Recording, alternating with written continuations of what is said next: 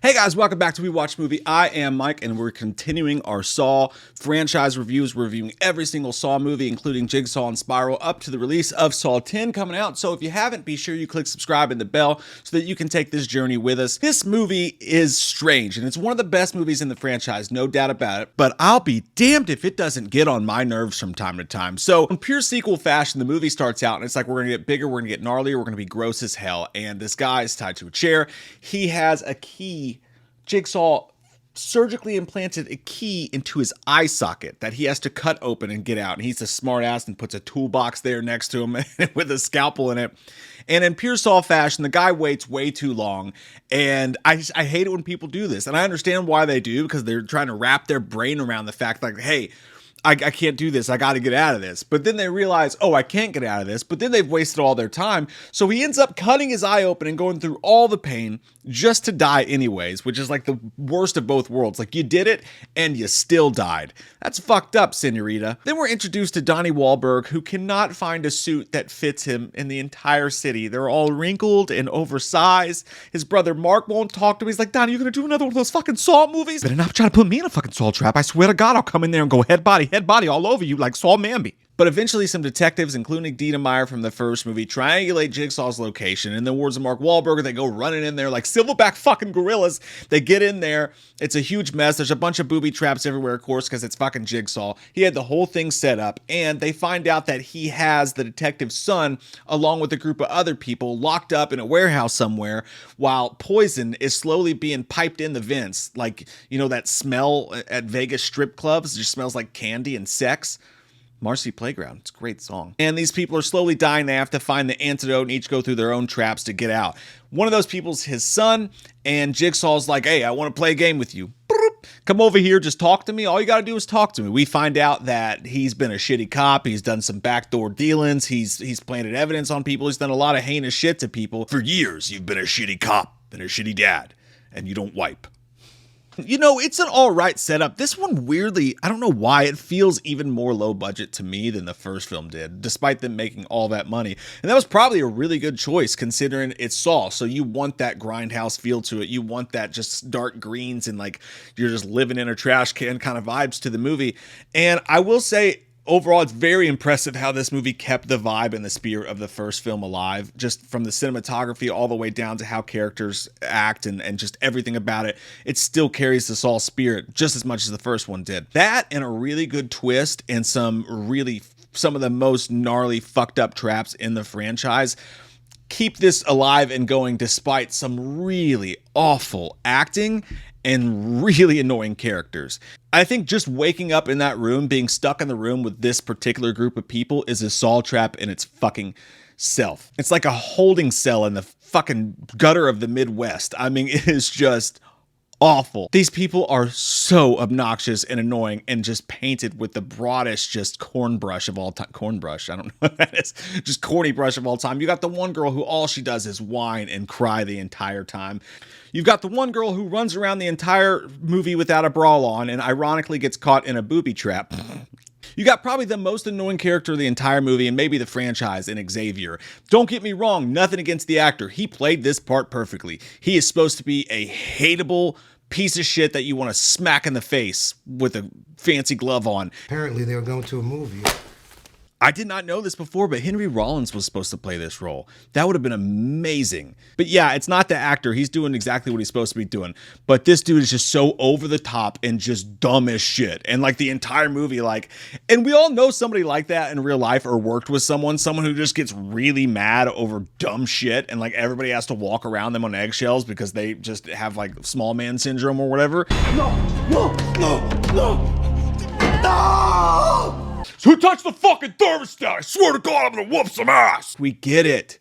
You're angry. We know. Fuck. And he just does dumbass shit. Like at the end of the movie, Jigsaw, he finds out that they all have a piece of the combination to the antidote on the back of their necks, right? So instead of just like asking or just being like, hey, we can get the combination, he's like, no, I work alone and I'm an asshole. I'm not gonna ask. I want to cut it off your fucking neck. Rather than just being like, hey, Can I see the back of your neck real quick? You got Obi, who is the last person you want approaching you at a Shell station when you're alone late at night.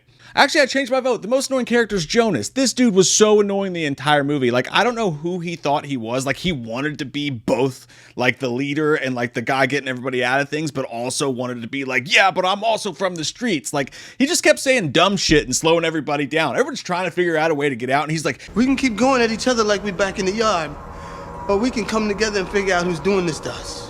I mean, it just, honestly, it just screamed dude trying to pretend he's like a hard ass the entire movie, but you know he's not. Nothing against Glenn Plummer, the actor. He was awesome. He was in Speed. He's a great actor. But yeah, this character was just super annoying. Shawnee Smith, I know everybody loves Shawnee Smith, and I do too. The character of Amanda in this was some of the faces, some of the things they would have her do. There was great moments of acting, and then there was moments like when he's cutting the thing off the back of his neck, and they just keep panning back to her, and they just keep like editing the same face over and over. And she's like, I just can't help but laugh. But amazing scenes from her too. Like when she gets thrown in the needle pit, which we're going to get to the traps in just a second. Amazing acting in that moment. That shit was intense as hell. Probably the Saw trap that makes you cringe the most out of the franchise. I'd have to go back and look at them all again, but I know it's got to be at least up there in the top 5. We did a video ranking them all. What a stroke of genius that scene was when that fucking asshole grabs her, and that makes you hate him worse than anything, because it's his trap. You're like, it's your fucking trap. You're supposed to get your ass in the fucking needle pit. But it also, it's like, wait a minute, she was the junkie, so it would make sense. She has to. But he throws her in there, and the kid's just like, stop. Like everybody, the kid, Jonas, one of the other reasons he's so annoying is he's basically Freddie Prinze Jr. in I Know What You Did Last Summer. Like while Ryan Felipe's just like beating the shit out of his girlfriend right in front of him, he's like, stop it. Just in the corner, like being completely useless. That's Jonas in this movie. That's this kid. He throws her in the pit, and when she has to just get in there, oh, I think we all can picture it in our heads, which is just grinding through all those needles. Haagen-Dazs, fucking ice cream. That scene is intense. I love that trap. I love Obi's death. Like, I thought that was a really cool idea to have him, and like the way he was chill about it, he's like, yeah, I definitely, I kidnapped y'all. I'm gonna go get that, but I fucking want one, because there was 2 antidotes inside the trap. But his death is gnarly and mean, but it also shows how stupid the characters are. Like these dumbasses, this dude's burning alive with the antidotes inside, and he's burning alive, and they're just running around going, hey man, we're gonna get you out of there. Like they keep trying to touch the hot stove door, and the one girl's like, use your jacket. After the dude's half burnt to a fucking hot dog crisp, they go to the other side of the door. They break the glass just enough so the dude can get his head out. It's like, oh, so now we get to watch him die as opposed to just hearing him die. Thanks, that was really helpful. It's a bold strategy, Cotton. Let's see if it pays off. Fucking Jonas runs up there. He's like, we're gonna get you out of this. And it's like, he's literally melted like a fucking popsicle right now. You're not gonna get him out of it. What are you doing? You're being fucking useless again, Jonas. But nonetheless, the death was really good, but also one of those things that goes against what they try to tell us Jigsaw stands for. He had no chance. When he grabbed the antidote, the door fucking shut. So I don't really know what he was supposed to learn from this experience, but sometimes they kind of forget what Jigsaw's supposed to be about, in my opinion, with some of these traps, and he's just being a dick. It's like, I don't murder people.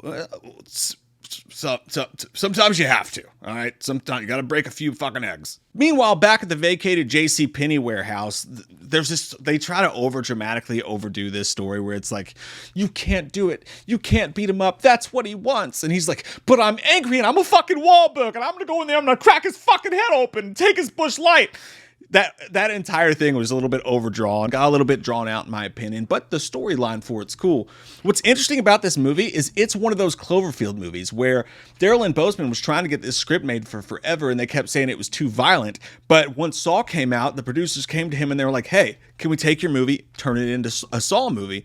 And voila, here we are, Saw 2. Lee Wanell came in to help him craft it into a Saw movie. But some really interesting traps throughout the movie. I love the like, hey, don't try to open the door with this key. And they're like, I have to, fuck it. As soon as he turns the key, that thing just shoots him in the eyeball. It's gnarly as hell. Another good trap was, I like to call this one Booby Trap, because it's the old Brawless Wonder who reaches up in there and in the stupidest scene, I think, in Saw history, reaches her hands directly into this metal sharded thing to grab the fucking antidote. Like, I'm sure he just put it in this cube for fun so that we could see it better. And then pulls out the antidote and just opens it up and just spills it all over the place. It's like, good job, you fuck. Now, not only are your hands stuck in this box, but you just poured the antidote all over. So you have to rip your hands open and die now. And you're not even gonna get the antidote for it. But just the way that they place those shards of like steel, just imagining those just rip your shit as you pull your arms down is hot shit. That's a gnarly one. Really, just honestly, sadistic traps of the series. Like a lot of them don't even feel like traps. There's like, hey, that's fucked up. What if we throw someone in a pit full of fucking needles? That'll fucking show them. And the twist that ends up happening was really, really well done. I think the fact that you find out that his son's been right next to him the entire time in the quiet place trap with the breathing apparatus, and all this has been pre-recorded, and they trap Donnie Wahlberg in the bathroom from the first movie. He gets stabbed. I like that how at the end of the movie, they felt like the need to give us an entire movie recap. Like they recapped it all the way up to seconds before this is what happened. They're like, we know you all are stupid, so we're going to show you the whole movie again before we show you the twist. I appreciate it. Probably necessary. But then we find out that Amanda has been working with Jigsaw, which that was a little bit predictable, I feel like, especially the way she was acting. She's like, I've played his games before. I was like, oh my God, this is some thick shit we're laying on right here. Yeah, you got Tobin Bell, our main character in Jigsaw, our main villain, who we just got some cool backstory about, bleeding out in the van, smiling like an idiot, who's just drunk and waiting on his wife to bring him Kentucky Fried Chicken after she bailed him out and he hit his head on the sidewalk getting arrested by the cops. I put a whole story behind that, didn't I? And now you're telling us that Robert Smith cosplaying Amanda is going to be the new Jigsaw. And she walks in there and she's like, I'm taking over his work. And she's like, game over. And like shuts the door. And like the first time I saw that, I was like, I don't like this. I'm honestly like, it's just not. And again, nothing at Shawnee Smith's great, but that character just wasn't interesting enough to me at a time. It seemed like they were very, very just... I don't see the genius there. You know what I mean? Like to me, she seems like someone that was led along pretty easily and very malleable for what Jigsaw wanted. I think Jigsaw is a genius and he's scary because he has these wild and crazy ideas. I didn't have a lot of faith where the franchise was going to go from there. So I didn't love that particular ending. And I still think that the franchise kind of messed up by having Jigsaw quote unquote die, but we'll get into that as the future sequels happen. So ultimately, I think it was a great twist. A great ending for Detective Matthews' character, especially because you found out what a piece of shit cop he was. You kind of don't feel that bad for him. Like you still feel bad for him, but not that bad for him. The kid gets to survive. I thought it was a well-written ending. I thought they did a great job with the traps and the meanness and the gnarliness of it. And I think that's why Saw 2 is one of the best sequels. For me, this movie is a 7.5 is what I give Saw 2. So here we go, on to Saw 3. I've seen it a few times, and I'll tell you, all I remember specifically is the pig squish scene, and I really don't look forward to seeing that again, where they like grind the pigs up and the dude's in the pool and just getting dead like pig shard, like fucking shit. I'm not looking forward to that at all. It makes me sick just thinking about it. But I'm looking forward to what happens after that because I don't remember any of those fucking movies after 3.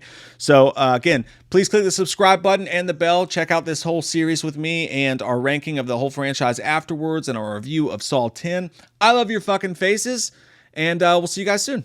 Halloween never ends, suck my fucking dick, and I don't really care what Blumhouse fucking says. Put him in a box, or suck a fucking cock. You can say he's dead, but we all know he's not, yeah.